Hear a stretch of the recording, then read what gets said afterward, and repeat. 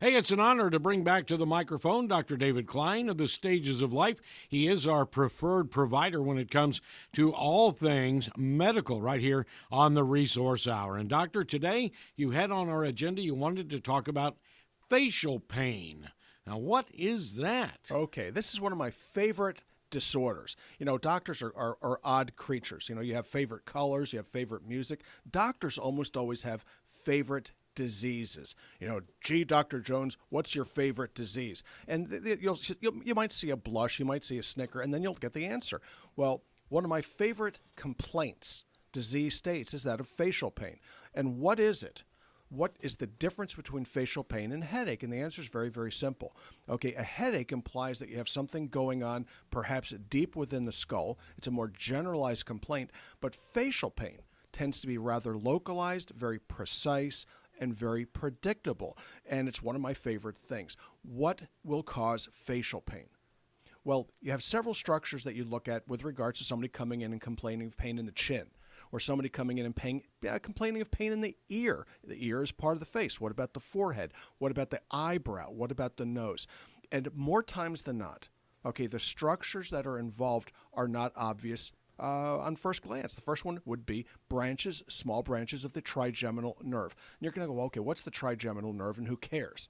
Well, you do. The trigeminal nerve is an interesting structure that every medical student labors over, okay, because it's one of those sorts of neural pathways that's been delineated. It's been worked out for well over 100 years.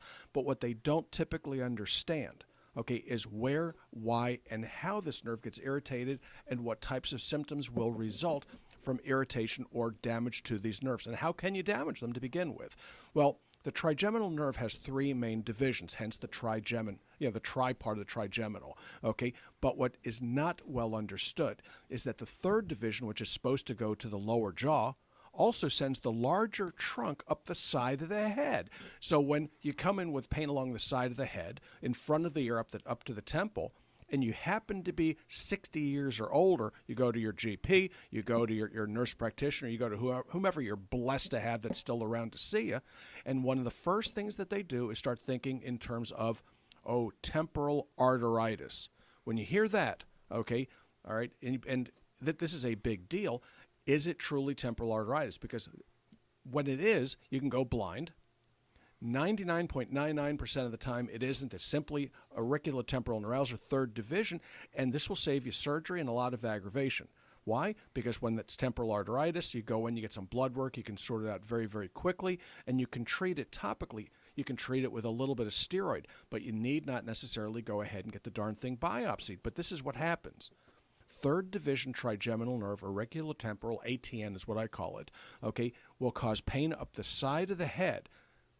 That's hemifacial pain and down into the jaw. What's more interesting is that there'll be a small little branch that goes into the outer aspect of the ear and makes it feel like your ear wants to itch. If this happens, you can breathe easily. All this is third division trigeminal neuralgia. Now, if you go ahead and you look up trigeminal neuralgia, and one of the first things you'll see is that this is a common cause of suicide. Okay, well, just sit back for a second. When this gets bad, and some people get it very, very bad, it's called tic douloureux, okay, and in which case people do jump off buildings. It can get that severe.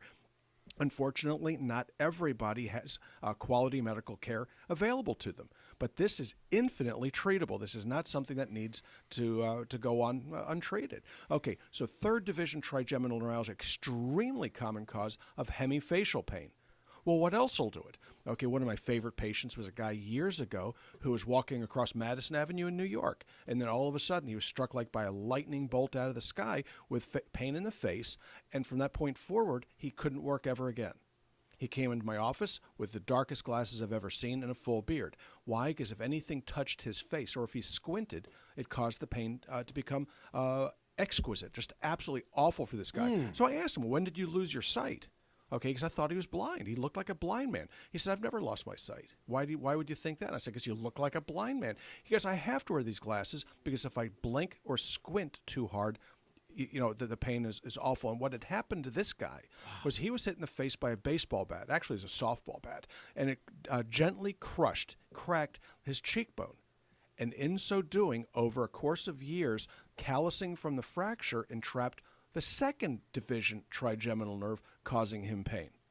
Was it treatable? Absolutely. You know, the joke was I injected it once. He came back in 2 weeks later. I didn't recognize the guy. And why? Because he shaved. He was able to shave. He wasn't wearing his eyeglasses. I had not a clue as to who this guy was. So there are many ways to hurt the face. What about in the chin? As you get older, especially older women that become edentulous, that means you lose your teeth, the chin starts to recede, and you can nail the mental nerve in the chin, causing facial pain. Not real common, but it does happen. Fractures of the nose will nail the nasolabial nerve, causing pain in the cheek and facial pain. There are many, many interesting ways for this to hurt. Posterior auricular nerve, that's a little tiny nerve behind the ear, can be damaged again pugilistically. What does that mean? It means you get slugged or elbowed or hit by something. And unfortunately, these days, those sorts of stories are not all that uncommon. Could be domestic. Okay, it could be any number of different things. I've treated many law enforcement people for having been struck in the face, as it turns out, causing these sorts of pain syndromes. And sometimes they're easily abated, and sometimes you have to treat them onward for years and years and years. So if you're like just an amateur boxer and you're getting in the ring with somebody once, twice a week, you could be doing something that doesn't show up for years? Absolutely. And those are many of the patients that I see. If you're struck in the eye, which, by the way, never happens to a boxer, right? Oh, yeah, okay, right. You can nail the first division of the trigeminal nerve and what's something called the supratrochlear nerve. There's supraorbital and supratrochlear, and you can nail either one over the orbit or the circular area around the eyeball. Okay, and it nails it as if it were on the edge of your elbow. So if you can imagine hitting your elbow and hitting your funny bone, somebody pops you inside the eye, okay, it can damage these nerves, causing persistent forehead pain and headache. Okay, very, very interesting problems.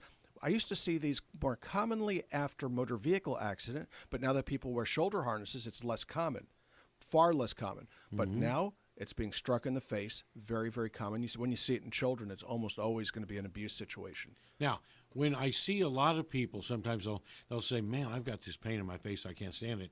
And you'll see them putting ice bags, on their face. Does that help? Doesn't hurt.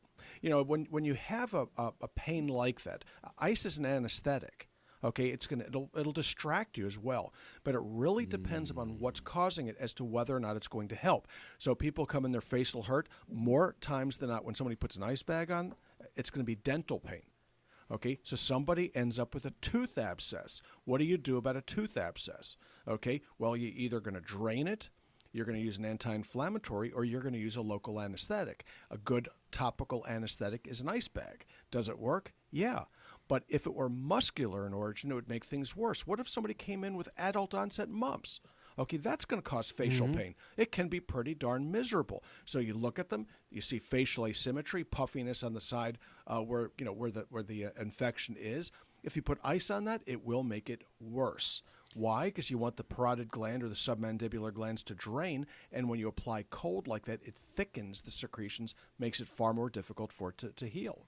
So somebody comes into your office, as learned as you are, and they just say, I don't know what's causing it, I don't know where it originates, but I've got pain in my frontal lobe and in my face.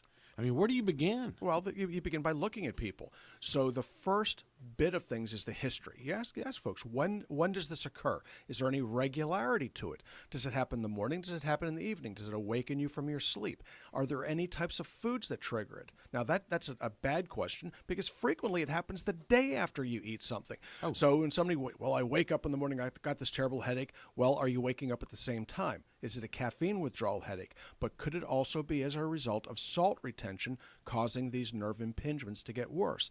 And that happens. Up in Maryland, we used to have crab season. It always made the headaches worse. So if you ask somebody, is it worse during the summer or during the winter? Oh, it's always worse during the summer.